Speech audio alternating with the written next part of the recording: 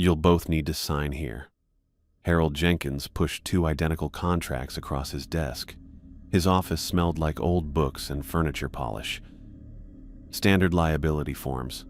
Cemetery work comes with risks." I scanned the document while Johnny clicked his pen impatiently beside me. The contract looked straightforward enough.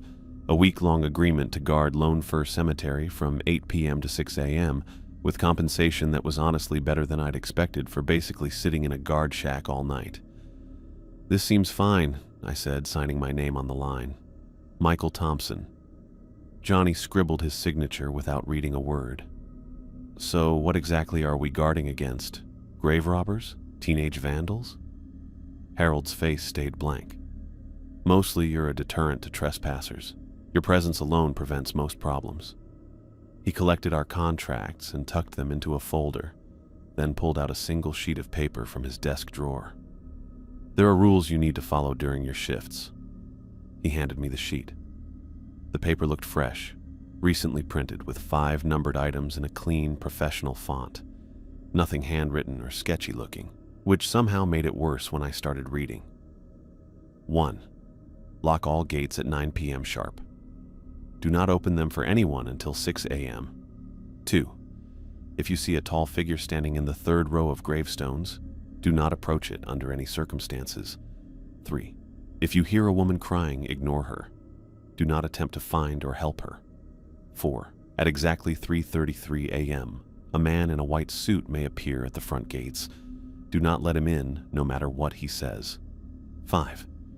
If any spirits ask for your help, politely decline. I looked up from the paper to find Harold watching me. A chill ran up my neck. "Is this some kind of joke?" I asked, handing the list to Johnny. "Do I look like I'm joking, Mr. Thompson?" Harold's voice stayed perfectly even. Johnny burst out laughing after reading the rules. "Oh man, this is great. Do you guys do this to all the new hires, like an initiation thing?" He elbowed me. "Mike, come on, they're trying to freak us out." Harold didn't crack a smile. "These rules exist for your safety. I expect you both to follow them." "Sure thing, boss." Johnny gave him a mock salute. "We'll watch out for ghosts and guys in fancy suits." I wanted to kick Johnny under the desk. Harold Jenkins was in his 60s. His gray hair was neatly combed and he looked very serious. He wasn't playing around. "The guard shack has everything you need," Harold continued, ignoring Johnny's attitude. "Bathroom, coffee maker, vending machine. There's a logbook where you'll record any incidents. Previous guards have left notes you might find useful." "Any particular incidents we should know about?" I asked. Harold folded his hands on the desk. "Just follow the rules, Mr. Thompson." He showed us around after that. The guard shack near the main entrance, the layout of the 15-acre property surrounded by iron fencing that had to be at least 10 feet high. The cemetery itself was beautiful in a solemn way, with old maple trees and rows of headstones dating back to the 1800s. "Keys will be under the mat on your first night," Harold said as we headed back to the parking lot. "Make sure you're early. I won't be here to greet you." Johnny waited until we were in my car before exploding. What a nut job. Those rules. I bet they've got people hiding in costumes to scare us on our first night. I pulled onto the main road, gripping the steering wheel. "I don't think so." He seemed dead serious. "That's part of the bit," Johnny insisted. "Think about it. No way a real job would have rules about ghosts and mystery men. It's just hazing the new guys." Maybe he was right. It seemed more logical than the alternative, that we needed to be warned about supernatural threats in a Portland cemetery. But the way Harold looked so serious when he gave me that list. "You're overthinking this," Johnny said, reading my expression. "It'll be easy money. We sit in the warm guard shack all night, eat snacks, and get paid. Plus, we can put security experience on our resumes." I nodded, trying to push down my nervousness. We needed the job. I had rent due next week, and Johnny's car insurance was about to lapse. We'd been friends since 3rd grade when he'd punched a kid who was making fun of my inhaler. Johnny had always been the bold one, the one who leapt without looking. I was the cautious one who researched everything and worried about consequences. "Just promise me you'll take it seriously," I said. "Even if it is a joke, we need this money." "I promise I will take ghost hunting very seriously." Johnny laughed and turned up the radio. Later that evening, after I'd made dinner and was sitting at my laptop, Johnny called. "Dude, I've been thinking about Rule 4. The man in white at 3:33. That's witching hour stuff, right?" "Actually, the witching hour is typically midnight or 3 a.m. in general," I said. "Not specifically 3:33. Whatever, Professor. My point is, they're obviously going to have someone show up in a white suit. We should mess with them back. Like pretend to be possessed or something." I pinched the bridge of my nose. "No, we shouldn't. If this is some weird test, the best way to pass is to follow the rules. You're no fun sometimes." I could picture Johnny rolling his eyes. "But fine, we'll play it your way for now." After we hung up, I started researching Lone Fir Cemetery. It was one of the oldest in Portland, established in 1855. The website looked normal enough: historical information, burial records, walking tour maps. Nothing about ghosts or strange phenomena or rules for night guards. I dug deeper, checking news archives and local forums. That's when I found the message board thread. It was from 3 years ago, buried in a paranormal discussion group. Someone had posted asking about the high suicide rate among former Lone Fir Cemetery employees. The thread had only a few replies, mostly skeptical, before the original poster stopped responding. I stared at the screen, feeling sick to my stomach. It could be coincidence or urban legend, but combined with those rules. I closed my laptop without saving the page. Johnny didn't need to see this. He'd either laugh it off or worse, become even more determined to treat our job like a game.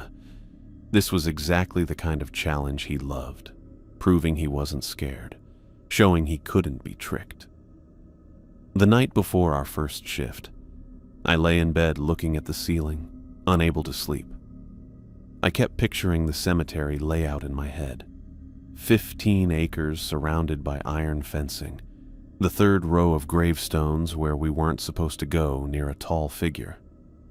The main gates we needed to lock at 9 p.m. sharp. My phone lit up with a text from Johnny. "Ready for ghost busting tomorrow night?" I didn't answer. Instead, I got up and pulled out a small notebook from my desk drawer. I copied down the 5 rules word for word, then added my own notes about the cemetery layout. If these rules were real, if they actually mattered, I wanted to be prepared. When I finally closed my eyes around 4 a.m., I dreamed of iron gates opening and a voice calling my name from the third row of graves. I woke from my nightmare about the iron gates right as my alarm blared. The dream stuck with me as I got ready for our first shift. I'd packed a thermos of coffee, extra batteries for the flashlights, and the notebook with my handwritten rules tucked in my jacket pocket. Johnny picked me up at 7:20 p.m., his car radio blasting. He turned it down when I climbed in. "Ready for our big ghost hunt?" He grinned, but I noticed he'd brought an extra sweatshirt and what looked like 3 energy drinks in his cup holder. "It's not a ghost hunt. It's a job." I buckled my seatbelt. "Did you read through the materials I sent you about the cemetery's history?" "Nope." Johnny pulled onto the street. "But I did watch 3 horror movies last night to prepare us for all the scary monsters." He waggled his fingers at me before putting them back on the steering wheel. We drove mostly in silence after that. The cemetery was on the east side of Portland between older neighborhoods. As we pulled up to the main entrance, I checked my watch. 7:28 p.m. 32 minutes early. The iron gates stood open, just like in my dream. I got out and looked up at them. "Keys are under the mat," Johnny called, already heading for the guard shack. He stooped down and retrieved a heavy ring of keys, jangling them triumphantly. I caught up with him at the small building just inside the main entrance. The guard shack was about the size of a small studio apartment, with a main room that had a desk, 2 chairs, a small TV on the wall, and a window that looked out over the cemetery grounds. A tiny kitchenette with a microwave and coffee maker sat in one corner. There was a separate room with a couch that I guessed was for break times and a small bathroom. "Let's walk the perimeter before it gets completely dark," I suggested, pocketing the keys. "We should know the layout." Johnny shrugged. "Sure, why not? We got time to kill." The cemetery was in front of us, 15 acres according to the information Harold had given us. Old maple trees were scattered around the area with their branches reaching up against the darkening sky. The neat rows of headstones ranged from simple markers to fancy monuments, some dating back to the 1850s. We followed the fence line. It looked old but solid, with no obvious gaps or weak spots.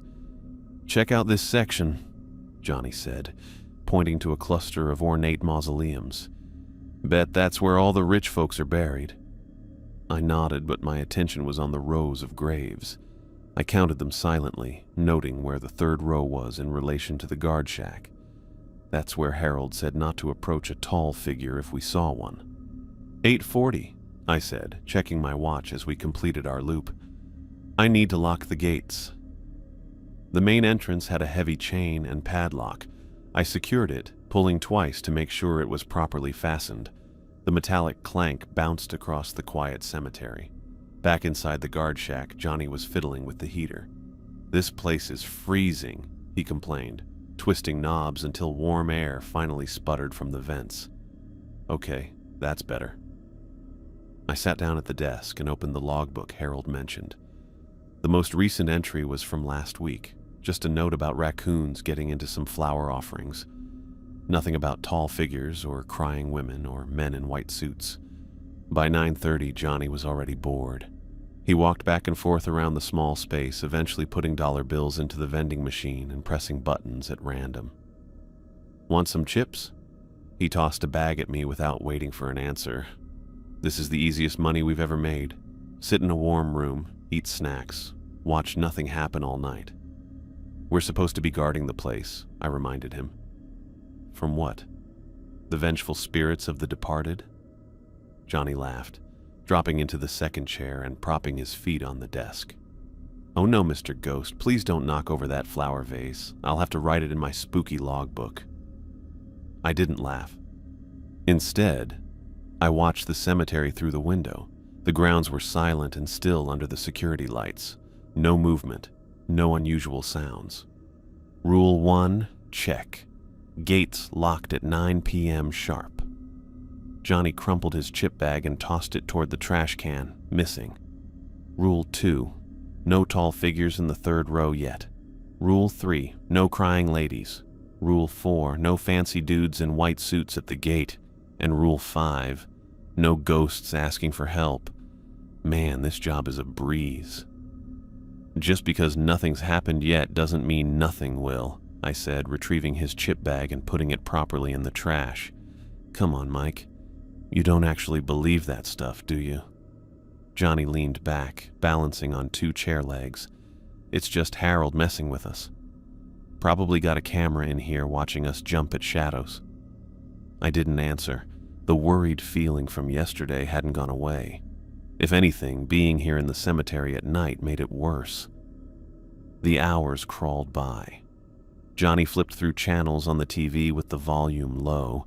I alternated between watching the grounds and reading through old log entries, looking for anything unusual. At 11:15, Johnny went to use the bathroom. I stretched and looked out the window, checking the rows of headstones lit up by the pale security lights. That's when I saw it. In the third row of graves between 2 maple trees stood a figure. It was tall, much taller than any normal person, and completely still. Just a dark silhouette, but definitely there. I checked my watch. 11:17 p.m. The bathroom door opened behind me. "Johnny," I said quietly. "Come here." "What's up?" He came to stand beside me. I pointed to the third row. "Look." Johnny squinted through the window, then sucked in a breath. Holy shit. The body didn't move. It just stood there, a black shape against the night, impossibly tall and thin. "We should check it out," Johnny said, already reaching for his jacket. I grabbed his arm. "No. Rule number 2, remember?" Don't approach the person in the third row. It's probably just someone playing a prank.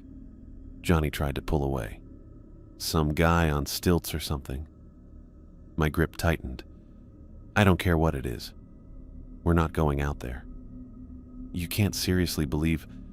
I believe in following the rules of our job. I cut him off. Do you want to get fired on the first night? That seemed to reach him. Johnny reluctantly shrugged off his jacket again, but he kept staring out the window. Fine, but I'm keeping an eye on it. If it moves closer, all bets are off. We watched the figure for the next hour. It never moved, never changed position. Just stood there, a black cutout against the night. This is insane, Johnny muttered around 12:30. No one can stand that still for that long. He paced the small room, periodically going back to the window to look. Each time, his face grew more troubled. By 1 a.m., Johnny was no longer pretending it was a prank. He sat in his chair, eyes fixed on the window, knees bouncing with nervous energy. Maybe we should call Harold, he suggested. I shook my head. He said he wouldn't be available. Besides, he's the one who warned us about this. He already knows. Then what do we do? Nothing, I said. We follow the rules. We don't approach it. The person stayed put as 1 a.m. became 2 a.m. Neither of us felt like talking much. Johnny's earlier confidence had disappeared. He kept looking at the door, then back to the window, as if checking that the barrier between us and the person was still secure. At 2:25 a.m., I looked up from the logbook to see Johnny leaning forward in his chair. It's gone, he said. I joined him at the window. The third row stood empty now, just headstones and maple trees. No sign of the tall figure. Maybe it went behind a tree, Johnny suggested, but we both knew that wasn't the case. The security lights lit the area well enough to see there was nobody there anymore. I wrote in the logbook, keeping my entry factual. 11:17 p.m. Tall figure observed in third row. 2:25 a.m. Figure no longer visible. Johnny spent the rest of our shift trying to explain it away. It could have been a shadow from the trees, or maybe the cemetery has a scarecrow or something for birds, or some homeless guy on stilts who got bored of standing around. I didn't bother arguing. I'd seen what I'd seen, and so had he. When 6 a.m. finally arrived, we stepped outside into the early morning light. The cemetery looked different in the dawn, less threatening, just a peaceful place with stones and trees. See, nothing weird in the daylight. Johnny's voice was too loud, too forced. His hands shook as he pulled out his car keys. I unlocked the main gates and secured the guard shack. As we drove away, Johnny kept glancing in the rearview mirror. That was just some weird shadow thing, right? He didn't wait for me to answer. Has to be. No way it was actually... you know. I stared out the passenger window at the houses we passed, normal people still asleep in their beds, unaware of what existed just blocks away in the old cemetery. We have 6 more nights to get through, I reminded him. Johnny's hands tightened on the steering wheel. Yeah, 6 more nights. Sleep hadn't come easy after our first night at Lone Fir Cemetery. I tossed and turned all day, thinking about that tall figure standing still in the third row of graves. Every time I closed my eyes, I saw it there, black against the night, completely still. By evening, rain had started falling over Portland, hitting my apartment windows in a way that would usually be calming. Tonight, it just made me more nervous. I packed extra carefully for our second shift. More coffee, protein bars, a rain jacket, and a second flashlight with new batteries. The notebook with the cemetery rules stayed in my jacket pocket. Johnny pulled up outside my apartment at 7:15 p.m., his windshield wipers working overtime against the downpour. I ran through the rain and jumped into the passenger seat, shaking water from my hair. Ready for night 2? I asked, buckling my seatbelt. Johnny didn't answer right away.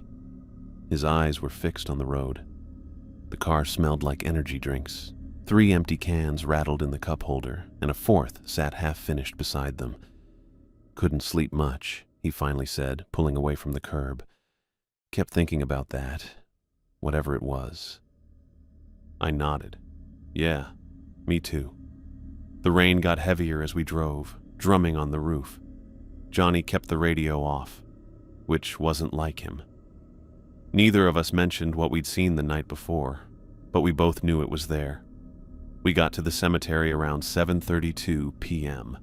The iron gates appeared through the rain, water streaming down the black metalwork. I unlocked them and pushed them open as water soaked through my jacket. Lock these at 9, right? Johnny asked, following me inside. His voice held none of yesterday's mockery. Yeah, Rule 1. The guard shack felt smaller tonight, more confining. Rain drummed against the roof and streaked down the windows, blurring our view of the cemetery. Johnny switched on every light in the place, then cranked up the heater until it was almost uncomfortably warm. We settled into our routine, checking doors, walking the perimeter, locking the gates at exactly 9 p.m. The rain made the cemetery look different. Headstones looked wet in the security lights, and the old maple trees swayed slightly in the wind, their wet branches moving across the grounds. Johnny kept glancing toward the third row of graves, then quickly looking away. Do you think it'll be back tonight? He asked, setting up a small speaker to play music from his phone. The volume was so low I could barely hear it over the rain. I don't know, I answered honestly, but I'm not going near that row either way. Johnny nodded, pulling out an energy drink. 8 more hours to go. We tried to keep ourselves occupied. I looked through the logbook again, reading entries from the previous months. Nothing unusual, just notes about maintenance needs, flower deliveries, and the occasional trespasser. Johnny scrolled through his phone, stopping sometimes to show me memes that neither of us thought were very funny. At 10:42 p.m., we both heard it. A woman's voice, soft but clear enough to cut through the sound of rainfall. Someone crying, deep, heartbroken sobs broken up by gasping pleas for help. Please, someone help me. Please. Johnny froze mid-sentence, his phone dropping to his lap. Do you hear that? I nodded, feeling the blood drain from my face. Rule 3. If you hear a woman crying, ignore her. Do not attempt to find or help her. Is that coming from inside the cemetery? Johnny stood up, moving to the window. The crying continued, growing more distinct. A woman's voice, trembling with desperation. I'm lost.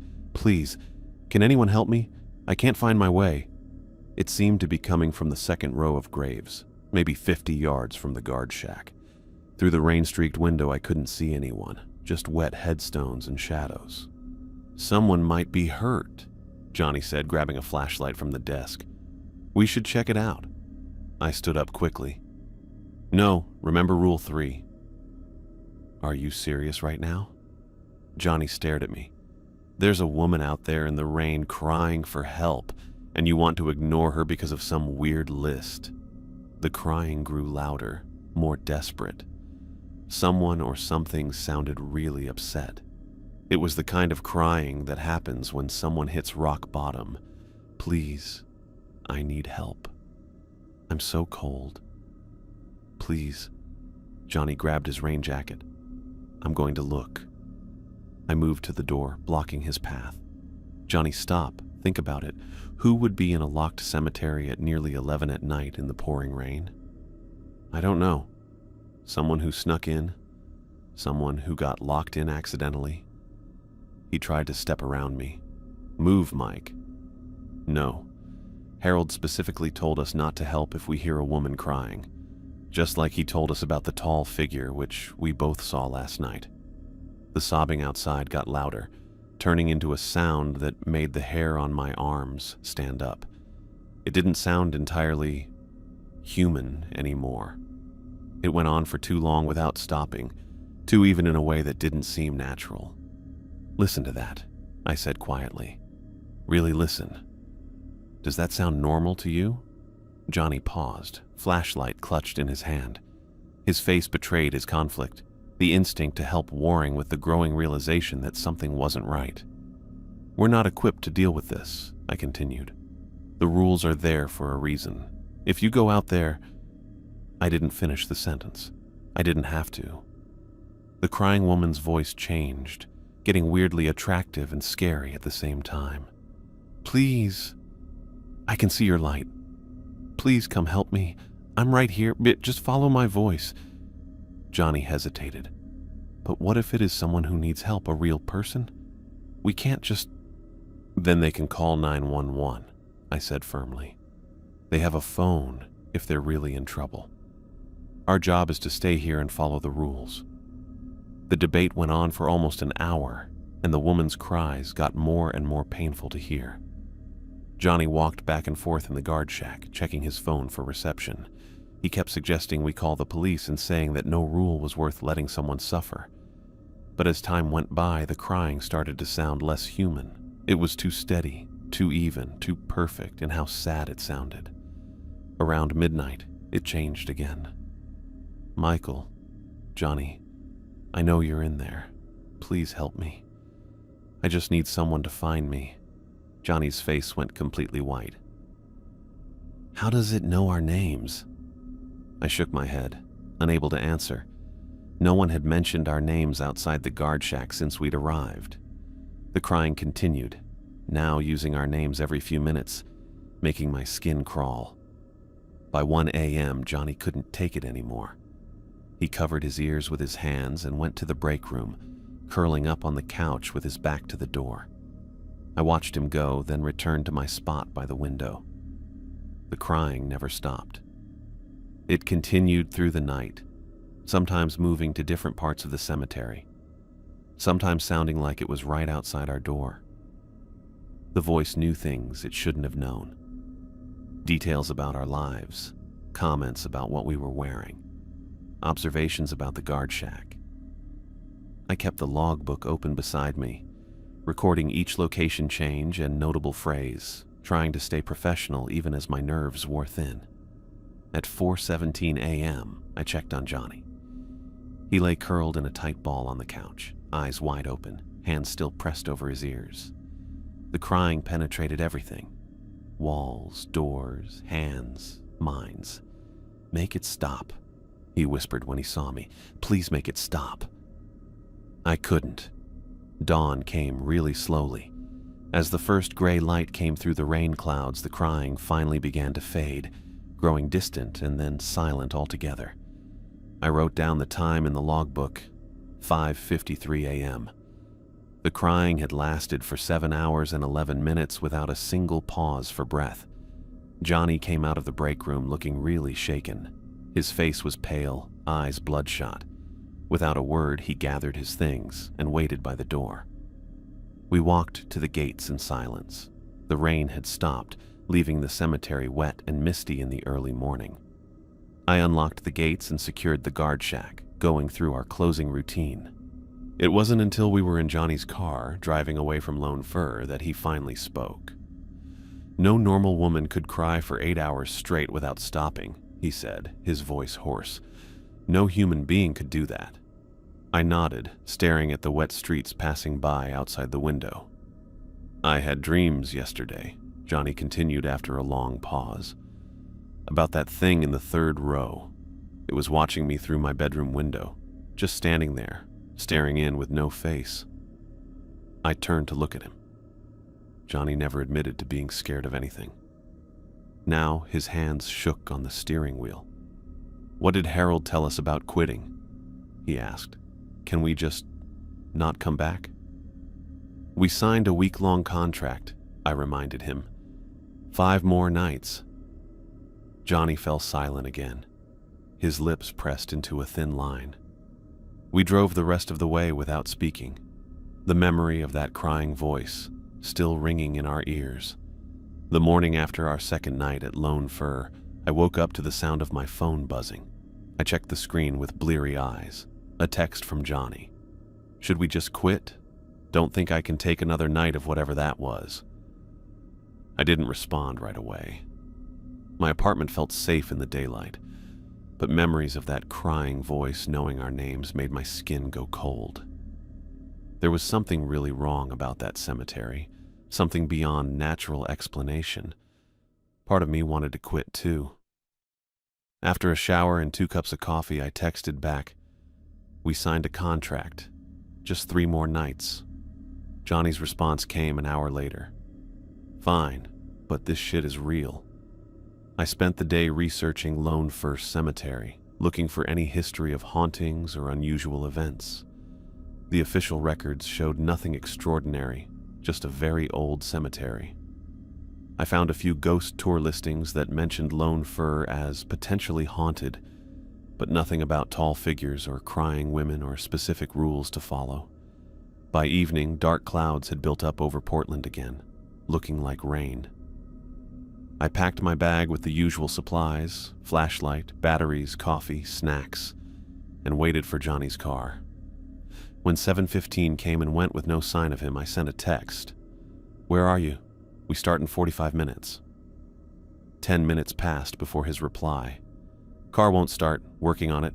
Go ahead and I'll get there when I can." My stomach dropped. Johnny's car had been running fine yesterday. A convenient mechanical failure right before our 3rd shift seemed suspicious.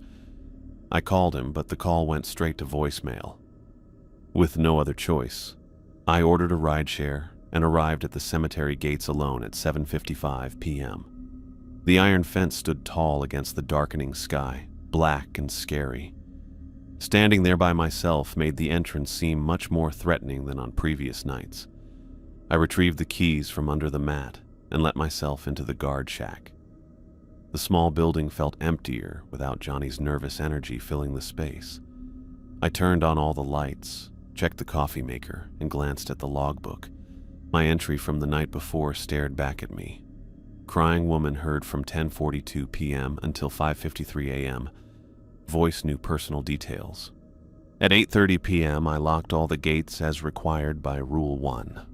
The cemetery stretched out dark and silent before me, empty except for the stones and trees. The 3rd row of graves where the figure had stood on our first night remained vacant for now. I returned to the guard shack and tried calling Johnny again. This time he answered. "Hey man, sorry."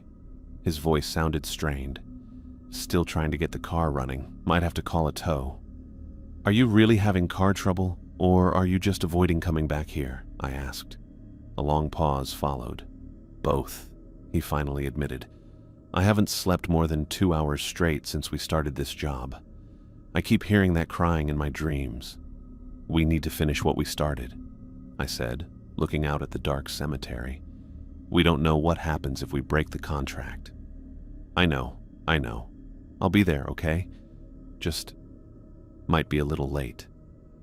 After hanging up, I sat down in my chair at the window. The quiet felt heavy. At least with Johnny here, we could distract each other from what was happening outside. Alone, I had nothing to focus on but the cemetery and its moving shadows. Minutes crawled by. I made coffee, looked around the grounds through the window, and read old logbook entries to pass the time. Every small sound made me look up, expecting to see the tall figure or hear the crying woman again. At 9:45 p.m., the door to the guard shack swung open. Johnny stood there. He looked like he hadn't slept in days. "Sorry I'm late," he mumbled, dropping his backpack on the floor. "Car's at the shop." "How'd you get here?" I asked. "Bus, then walked the last half mile." He slumped into the second chair, not making eye contact. "Anything happen yet?" I shook my head. "No. No tall figure, no crying woman. Good. Maybe they take nights off." The joke fell flat, his voice lacking any humor. Johnny looked terrible. Beyond tired, he looked haunted. His hands trembled slightly as he unpacked his bag, pulling out 3 energy drinks and a container of caffeine pills. "Did you sleep at all today?" I asked. He shook his head. "Can't. Every time I close my eyes, I hear her crying. And when I finally do fall asleep, I dream about that thing in the 3rd row standing over my bed." He cracked open an energy drink. "I'm so tired I feel sick, but I can't sleep." "Maybe you should see a doctor," I suggested. "And tell them what? That I'm being haunted by cemetery ghosts?" Johnny laughed bitterly. "They'd put me on a psychiatric hold." We settled into a nervous routine, both of us watching the cemetery through the window. Johnny jumped at every small noise, the heater kicking on, the coffee maker gurgling, the wind rattling the door. As the night got deeper, the cemetery stayed quiet. No tall figure appeared in the third row. No woman's crying could be heard through the darkness. I began to hope that maybe, just maybe, we'd get through a night without anything happening. That hope died at midnight. "Mike," Johnny whispered, pointing out the window. "Look." Between the headstones, faint blue shapes had appeared. See-through figures moving slowly among the graves. Some knelt beside headstones, others wandered along the paths. They gave off a soft glow that didn't light up anything around them. I counted at least 7 different ghosts, men and women wearing clothes from different time periods. None looked directly at the guard shack. They seemed in their own little worlds, not aware of us watching them. "Are those—" Johnny couldn't finish the sentence. "Ghosts," I said quietly, completing his thought. "Actual ghosts." Johnny went completely still beside me. All his nervous fidgeting stopped, replaced by a stiff silence. His face had gone pale, his lips pressed into a tight line. I picked up the logbook and wrote, 12 a.m. Multiple see-through figures seen throughout cemetery grounds. "We're not writing that," Johnny hissed. "No one will believe us." "Harold will," I replied. "He warned us about this." For the next hour, we watched the spirits move through the cemetery. They never approached the guard shack, staying among the graves. Some appeared to be visiting specific headstones, while others seemed confused, checking markers as if searching for something. At 1:20 a.m., movement near the window caught my attention. An elderly man stood just outside the guard shack, his translucent body glowing faintly blue in the darkness. He wore clothes that looked to be from the 1950s. High-waisted pants, suspenders, a button-up shirt with the sleeves rolled to the elbows. His thinning white hair was neatly combed. Unlike the other spirits, he was looking directly at us. He raised a trembling hand and tapped softly on the glass. I glanced at Johnny. He backed away to the far corner of the room, his eyes wide with terror. The old man's voice came through the glass, soft but clear. "Excuse me, young man. I wonder if you might help me. I'm trying to find my wife's grave. We were married 62 years before she passed. I seem to have forgotten where they laid her to rest." Rule 5 repeated in my mind. Decline all requests for help from spirits. I stood up slowly and approached the window, keeping a respectful distance. "I'm sorry, sir. I'm not allowed to help you." The old man's face fell in disappointment, but he nodded. "I understand. There are rules, aren't there? Always rules." He looked at me with sad eyes. "Thank you anyway, son." His body grew dimmer, fading until he disappeared completely. I made another entry in the logbook, noting the time and the interaction. Johnny had pressed himself against the wall as far from the window as possible. "Was that real?" he whispered. "Did that just happen?" "Yes," I said simply, returning to my chair. My heart pounded, but I kept my voice steady. That was real. Throughout the night, 3 more spirits came to the guard shack with similar requests. A woman in old-fashioned black funeral clothes asked for help finding her child's grave. A young man in what looked like a 1920s suit wanted help finding his brother. An elderly woman needed help finding her family plot. Each time, I politely said no, exactly as Rule 5 told me to. And each time, the spirits accepted my answer with sad acceptance before disappearing. Johnny stayed frozen in his corner, refusing to look outside or pay attention to the spirits when they came. He pulled his knees to his chest, making himself as small as possible. The hours went by slowly. Between spirit visits, I watched the ghostly figures moving among the headstones. They never got in each other's way. moving through one another like smoke when their paths crossed. None of them seemed evil or scary, just lost, confused, or sad. As 5 a.m. got closer, the spirits began to disappear one by one. By 5:15, the cemetery was empty again, no sign of the ghosts who had filled it all night. Johnny finally unfolded from his position in the corner, his joints popping as he stretched his stiff body. "We need to quit," he said, his voice hoarse from hours of silence. "Right now. Tell Harold we're done. Tell Harold we're—" I shook my head. "We only have 2 nights left." "2 more nights of this?" Johnny gestured wildly at the window. "Ghosts asking for help? That crying woman? That thing in the 3rd row? I can't do it, Mike. I can't." "What happens if we break the contract?" I asked. "We don't know what we're dealing with here. What if there are consequences?" Johnny ran his hands through his hair, leaving it standing on end. "What could be worse than what we've already seen?" "I don't know," I admitted. "And that's the problem. These rules exist for a reason. Harold warned us. I think we need to finish what we agreed to do." Johnny paced the small room, his movements jerky and agitated. "2 more nights," he finally said.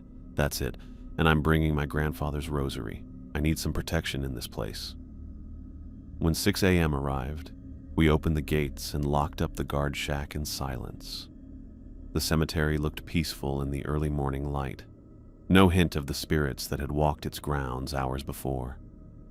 Johnny pulled a small silver crucifix from his pocket. "My grandfather gave me this before he died. Said it protected him in World War II.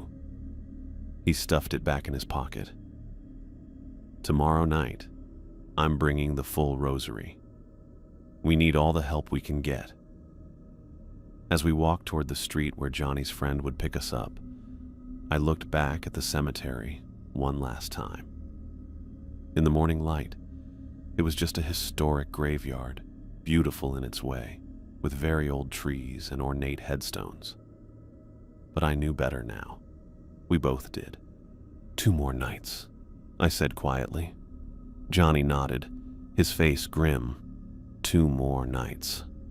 Night 4 at Lone Fir Cemetery was coming up after we'd both spent the day trying to recover on our own. I got a few hours of broken sleep with dreams of see-through ghosts asking me for help. At least I'd slept. Johnny looked like he hadn't closed his eyes at all when he picked me up that evening.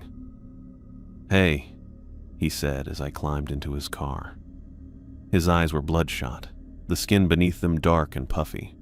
The shop had fixed whatever was wrong with his car, but nothing could fix what was wrong with us. "You look terrible," I told him. Johnny didn't even try to joke it off. "Yeah." He pulled away from the curb, one hand on the wheel while the other held something in his pocket. I saw a silver chain between his fingers. The drive to the cemetery passed in silence. Neither of us felt like talking. 2 more nights. Just 2 more. And we could get away from the thing at Lone Fir Cemetery. If it would let us go. We arrived at 7:40 p.m., 20 minutes early. The iron gates stood open. Johnny parked across the street instead of pulling up to the front like we usually did. "I don't want to be any closer than necessary," he explained, killing the engine. We walked across the street together, our footsteps dragging. Johnny kept looking over his shoulder, checking the darkening street behind us. He'd become jumpy, constantly checking his surroundings like he expected to see something following us. I unlocked the guard shack while Johnny stood watch, his back stiff and eyes darting between the graves. Inside, I turned on every light and checked all the corners as if something might be hiding in the small building. "All clear," I said, setting my bag on the desk. Johnny nodded and stepped inside, locking the door behind him. He pulled the rosary from his pocket, his grandfather's W-2 rosary. He hung it around his neck, tucking the cross under his shirt but leaving the beads visible. "My mom used to say these protect you from evil," he said quietly. I hope she was right. We went through our routine mechanically, checking the coffee maker, reviewing the logbook, making sure our flashlights worked. At 8:30 p.m., I stepped outside to lock the gates. "I'm coming with you," Johnny said, following close behind me. No way I'm staying in there alone. We locked the gates together, the heavy chain rattling as I threaded it through the iron bars. The sound bounced across the cemetery, making us both jump. Johnny kept one hand on his rosary the entire time, rubbing the beads between his fingers. Back in the guard shack, we sat side by side at the window, watching the cemetery in silence. The tall trees swayed slightly in the night breeze, creating moving shadows across the graves. Every shadow looked like a figure about to materialize. "Do you think they'll all come back tonight?" Johnny asked. "The tall thing, the crying woman, the ghosts?" "Probably," I said, "and the man in the white suit at 333. Johnny's hand tightened around his rosary. Rule 4. Don't let him in. Right. No matter what he says or does, we keep that gate locked. Hours crawled by. We barely spoke, both lost in our own thoughts while watching the cemetery grounds. The coffee pot gurgled in the background, a mundane sound in our increasingly abnormal situation. At 10:17 p.m., Johnny pointed toward the third row. "It's back." The tall figure stood exactly where we'd seen it on the first night, between two maple trees in the graves. Even from far away, I could tell it wasn't human. Too tall, too still, too dark against the night. "Don't look at it too long," Johnny whispered, turning away from the window. "I think it knows when we're watching." I made a note in the logbook. 10:17 p.m. Tall figure appeared in third row. Then I joined Johnny at the coffee maker, keeping my back to the window. "How long will it stay?" he asked, pouring coffee with shaking hands. "Last time it disappeared around 2:25 a.m., I said. "But I don't know if it follows a schedule." Johnny checked his watch. "About 4 more hours then." "Great." We tried to distract ourselves with mundane activities, checking our phones, though reception inside the guard shack was spotty at best, leafing through old magazines left by previous guards, taking turns in the bathroom. Anything to avoid looking directly at the figure standing motionless in the cemetery. But we still felt it there. It felt like it was pushing against the guard shack walls, making the air feel heavy. I caught Johnny looking at it several times, then quickly turning away like he was creeped out. At 11:32 p.m., the crying started. "Please, someone help me." The woman's voice came across the cemetery, soft at first, then growing steadily louder. She sounded closer than on previous nights, maybe in the second row of graves. Johnny immediately covered his ears. "Not again. I can't listen to this all night again."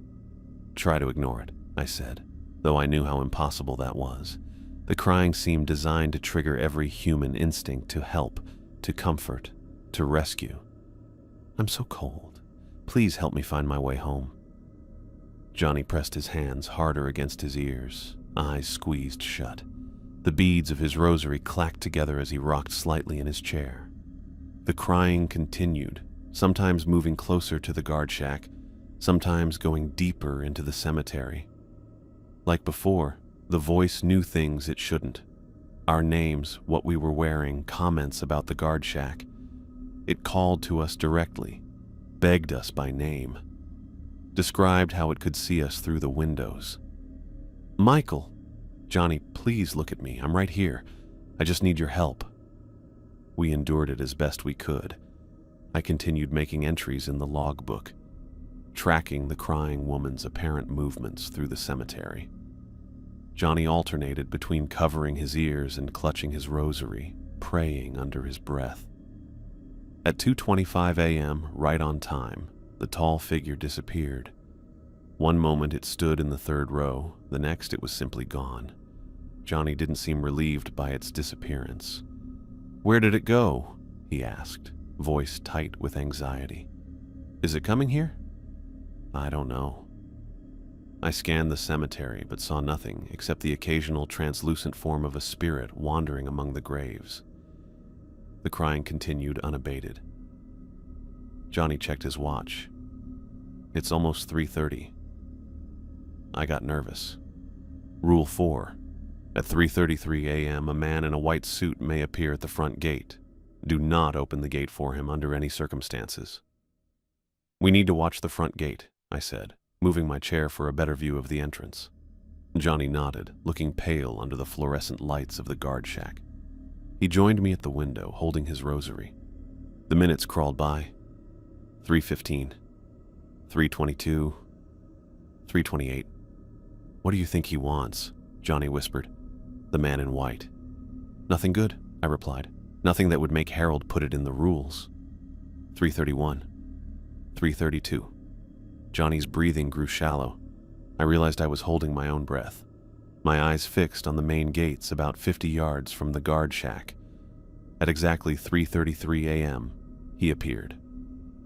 A tall, thin man in a spotless white suit appeared at the front gate. He hadn't walked up. He was just there, suddenly, like he'd come out of nowhere. His skin was weirdly pale, almost glowing in the moonlight. Even from this distance, I could see his smile. Too wide for a human face, with too many bright white teeth. Good evening, gentlemen, he called out, his voice clear despite the distance. Would you be so kind as to open the gate for me?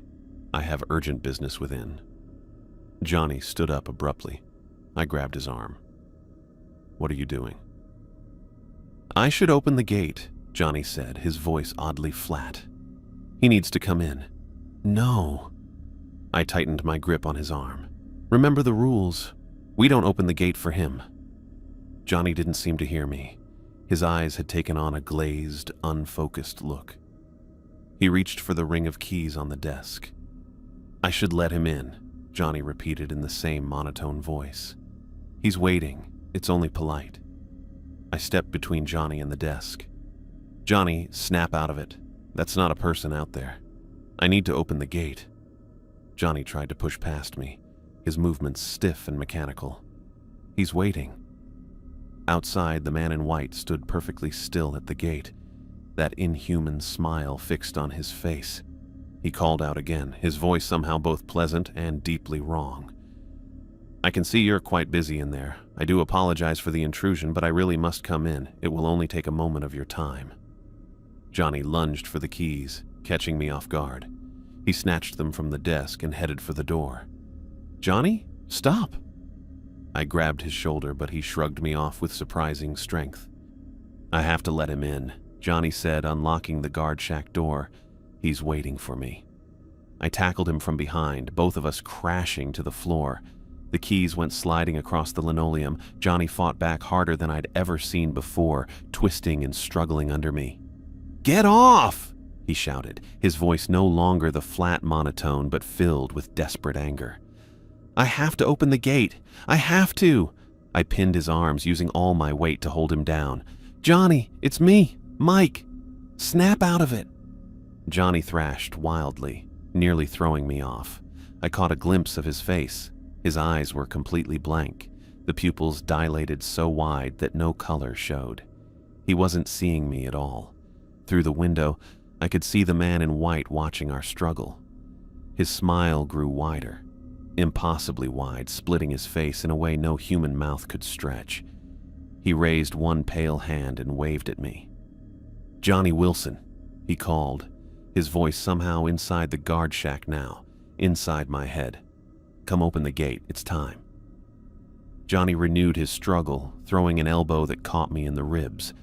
I grunted in pain but kept my grip. With one hand, I reached for the fallen keys, stretching my fingers toward them while keeping Johnny pinned with the rest of my body. Just a few more moments, the man in white said. His voice had changed, taking on harmonics that hurt my ears. The gate must be opened from within. Those are the rules. I managed to snag the keys with my fingertips, pulling them toward me and then shoving them into my pocket. Johnny howled in frustration, the sound more animal than human. Let me go! He screamed, bucking hard enough that I had to wrap both arms around him again. He's calling me, I have to go. Check your watch, I gasped, trying to reach through whatever had hold of Johnny. What time is it? The question seemed to confuse him. He stopped struggling for a split second. My watch? What time is it? I repeated. Check your watch, Johnny. Johnny moved his wrist to check his watch. The simple action seemed to break whatever hold the man in white had over him. Johnny blinked quickly, some awareness coming back to his eyes. "It's 3:34, he said slowly. I looked toward the window. The man in white was gone. He disappeared just as quickly as he showed up. The gate was empty, with moonlight shining on the padlock and chain we'd locked up hours earlier. Johnny went limp beneath me, all the fight draining out of him. He started shaking with sobs. "Oh God," he whispered. "Oh God, Mike, I was going to..." I cautiously let him go and sat back, shaking all over. "It's okay. He's gone now." Johnny curled into a ball on the floor, holding his rosary really tight.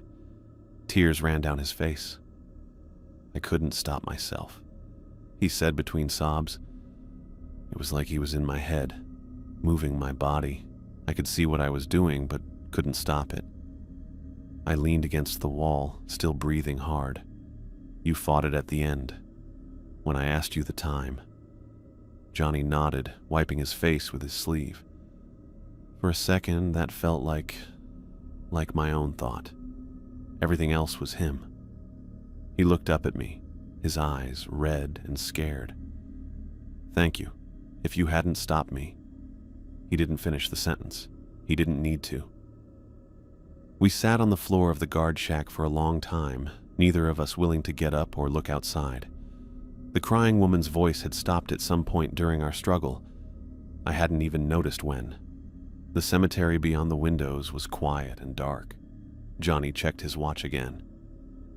4:15, less than 2 hours until dawn. I nodded, too tired to speak. My ribs hurt where Johnny's elbow had caught me, and my knees hurt from hitting the floor. "We have to finish the contract," Johnny said after another long silence. "One more night. We can't break the rules now." "No," I agreed. "We can't." Johnny picked himself up from the floor, moving like an old man. He slumped into his chair, the rosary still wrapped around his hand. "Mike," he said quietly, "if I start acting weird again tomorrow night, if anything tries to control me again, whatever you have to do, don't let me break the rules, please." I nodded, meeting his eyes. "I won't." We sat quietly as night turned to morning. We kept watching the cemetery, looking for any sign of movement or those things that almost got Johnny. But nothing showed up. The man in white didn't win tonight, and the cemetery seemed to be following its own rules. At 6 a.m., we unlocked the gates and locked up the guard shack like normal. In the morning light, everything looked ordinary, just an old cemetery with trees and worn headstones. But we knew better. "One more night," Johnny said as we walked to his car. "One more night," I repeated. "Then we're done with this place." Johnny nodded, but I noticed how his eyes darted around the street, checking every shadow, every corner. I was doing the same thing. Whatever lived in Lone Fir Cemetery had reached into Johnny's mind, taken control of his body. We both knew there was a very real possibility that it could do so again. And tomorrow would be our final night. I knew something was wrong the moment I pulled up to Lone Fir Cemetery. Johnny's car sat parked near the entrance, front door still open, driver's seat empty. My final night as a cemetery guard had barely begun, and already the rules were being broken. I checked my watch, 7:46 p.m. We weren't due to start our shift for another 14 minutes. Johnny had never arrived early before, especially not after what happened with the man in white last night. I grabbed my backpack and walked through the iron gates, which were open as always at this hour. The cemetery was quiet and seemed normal in the dimming evening light. No tall figures, no crying women, no spirits yet. Just rows of old headstones and maple trees. Then I spotted Johnny. He wasn't moving about 20 yards away, facing the third row of graves where the tall figure usually showed up. His back was to me. "Johnny," I called out, approaching cautiously. He turned slowly, like a robot. His face looked pale, his eyes unfocused. When he finally spoke, his voice was flat. "Mike, you're here." "Yeah. Why are you out in the cemetery? We should be in the guard shack." I glanced toward the third row nervously. "What are you doing?" "Watching." Johnny's gaze drifted back to the empty space between the maples. "I wanted to see where it comes from." A chill ran down my back. This wasn't the Johnny I knew. Not the one who'd been curled up sobbing on the floor of the guard shack last night after nearly opening the gate. This Johnny stood too straight, moved too stiffly. "Let's go inside," I said, trying to keep my voice steady. "We need to start our shift. Lock the gates at 9, remember?" Johnny nodded slowly. "The rules. Yes, we have to follow the rules." He walked past me toward the guard shack, moving strangely, like someone trying to remember how human legs worked. I followed a few steps behind, watching him closely. The way he moved gave me the creeps. Inside the guard shack, Johnny sat in his usual chair but didn't relax into it. He sat on the edge, back straight, hands on his knees. His eyes kept looking out the window, toward the third row of graves. "Did you sleep at all today?" I asked, setting my backpack down and turning on the coffee maker. Johnny didn't answer for several seconds. When he did, his voice sounded normal again, almost making me doubt what I'd seen outside. "Not really. Kept having nightmares." He rubbed his eyes. The man in white was in all of them, standing next to my bed. I studied Johnny's face. The dark circles under his eyes had gotten worse, and his skin looked sick under the fluorescent lights. But his face looked more like himself now. Tired, scared, but present. Johnny nodded, pulling the rosary from his pocket. The wooden beads looked worn, some of them cracked from how tight he'd been holding them. "I think I should patrol the grounds," Johnny said suddenly.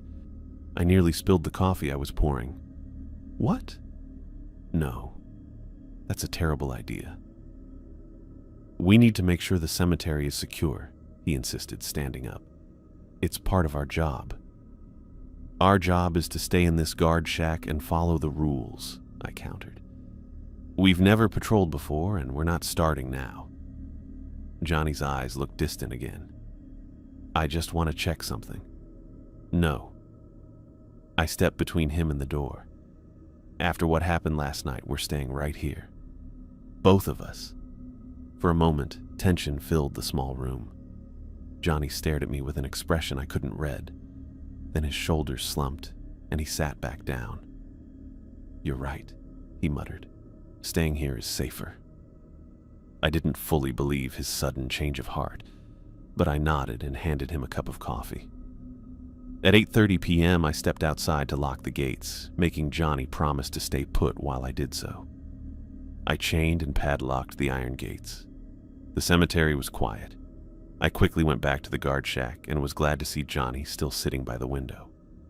The hours went by slowly. Johnny barely spoke. He just kept looking out at the cemetery. I kept busy by writing in the logbook, making more coffee and checking my phone even though it had bad signal. I tried to act like it was a normal night shift. At 10:17 p.m., I looked for the tall figure in the third row, just like last night. Nothing showed up. The area between the maple trees was empty. "It's late," I commented, checking my watch again. Johnny nodded with a weird half-smile on his face.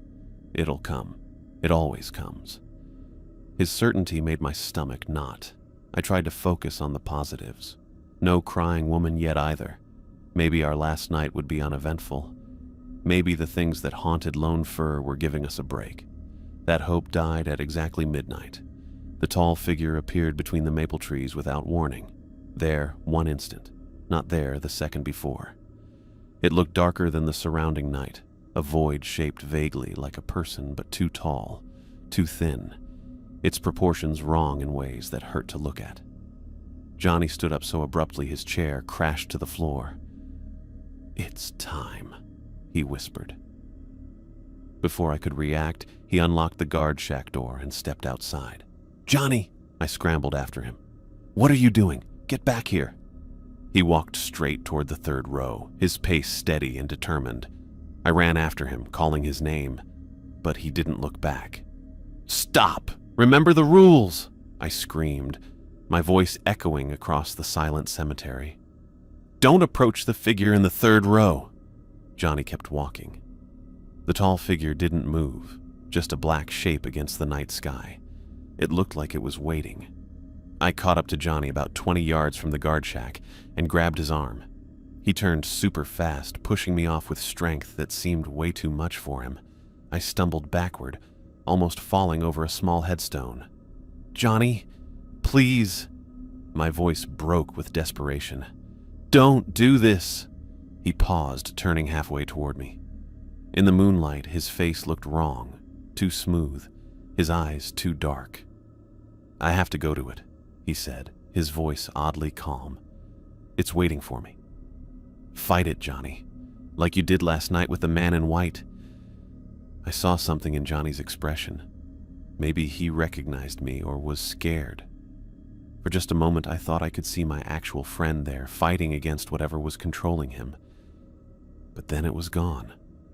Johnny looked away and kept walking toward the tall person. I ran and tackled him from behind, hitting him right in the middle. We fell to the ground between two graves. Johnny struggled under me, moving in weird, jerky ways like a puppet. "Let me go," he snarled, his voice deeper than it should have been. "It's calling me. Johnny, snap out of it." I tried to pin his arms, but he bucked wildly, throwing me to the side. He got to his feet and ran the rest of the way to the third row. I jumped after him. My fingers touched the back of his jacket, but I couldn't grab it. Johnny stopped right in front of the tall shadow. For one scary moment, they looked at each other, my friend and the weird darkness standing there. Then Johnny just collapsed, falling to the ground suddenly. "Johnny!" I ran to him, skidding to my knees beside his crumpled form. I rolled him onto his back, checking for a pulse, for breathing, for any sign of life. His eyes stared upward, unseeing. His skin felt cold to the touch. I couldn't find a pulse in his neck or wrist. The tall figure still stood there, barely 3 feet away. I couldn't see a face in that darkness, but I felt it watching me, watching Johnny. I grabbed Johnny under the arms and began dragging him back toward the guard shack, my body running on pure adrenaline. His limbs flopped lifelessly as I pulled him across the grass. I didn't look back to see if the figure followed. I couldn't bear to know. Inside the guard shack, I laid Johnny on the floor and started CPR, pressing frantically on his chest while calling his name. Between compressions, I fumbled for my phone and dialed 911. 911, what's your emergency?" The operator's voice sounded tiny and distant. "My friend collapsed," I gasped, continuing chest compressions. "Lone Fir Cemetery, the guard shack. Please hurry, I think he's not breathing." "Sir, is he responsive at all? Can you check for a pulse?" I put the phone on speaker and laid it beside Johnny's head, placing my fingers against his neck again. Still nothing. His skin grew colder by the second. "No pulse," I reported, resuming compressions. "He just collapsed. Please hurry." "Emergency services are on their way," the operator assured me. "Continue CPR until they arrive. I'll stay on the line with you." I pumped Johnny's chest, counting under my breath. 1, 2, 3, 4. Tears blurred my vision. Johnny's face was slack, his eyes open and empty. Then his eyelids twitched. "Johnny?"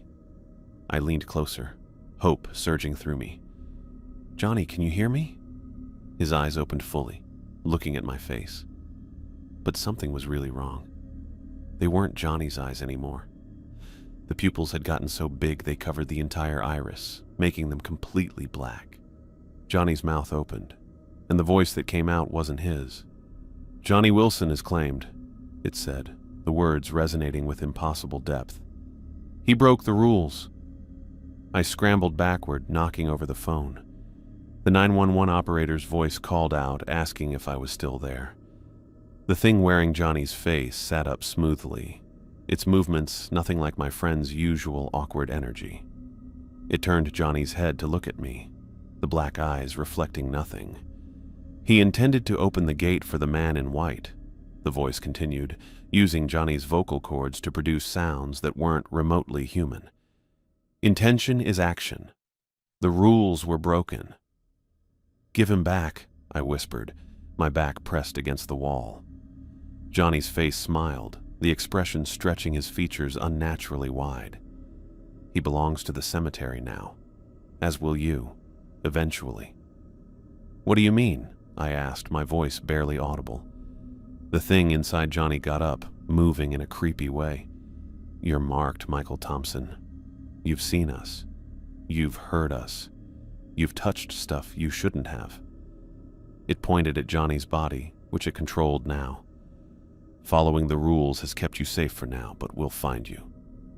From the floor, the 911 operator's voice got more urgent. Sir, are you there? What's happening? Johnny's body stepped toward me, looking like it was almost floating. Run if you want. It won't matter how far you go. The rules will follow you. I dove for the door, pulled it open, and stumbled outside.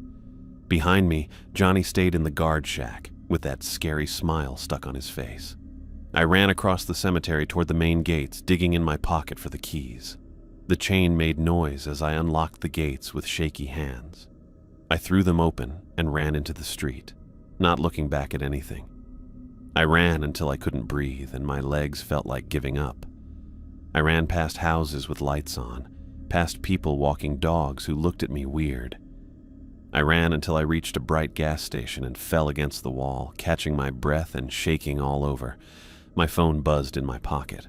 I pulled it out to see many missed calls from the 911 dispatcher. As I looked at the screen, a text message showed up from a number I didn't know. The rules follow you, Michael Thompson. I dropped the phone like it had burned me. That night, I packed everything I could fit into my car. I left no forwarding address, didn't tell anyone where I was going. I drove south, stopping only for gas and coffee, putting as many miles as possible between myself and Lone Fir Cemetery.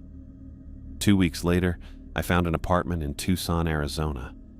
I changed my phone number, deleted my social media accounts, cut all ties to my old life in Portland. I found a night job stocking shelves at a supermarket. I couldn't sleep at night anymore anyway.